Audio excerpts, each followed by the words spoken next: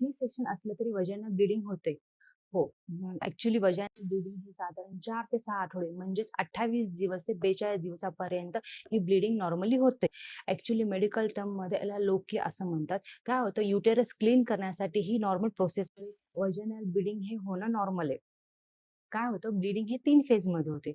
First पहिले 3 ते 5 दिवस ही ब्लीडिंग ही ब्राईट रेड फ्लो होतो. फेज आहे लोकिया स्केरा.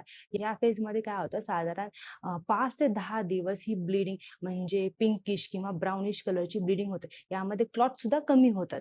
थर्ड फेजमध्ये काय होतं लोकिया अल्बा. या फेजमध्ये 10व्या दिवसानंतर 4 ते 6 आठवड्यापर्यंत लाईटिश ब्लीडिंग होतं. तसेच व्हाईट, येलोइश डिस्चार्ज होतं. नंतर ते स्टॉप होतं. मोस्ट इम्पॉर्टंट सी सेक्शन असलं तरी वजायनल ब्लीडिंग हे होतं. आणि जर तुम्ही ब्रेस्ट फीडिंग कंटिन्युअसली करत असाल, तर हे ब्लीडिंग कमी होतं.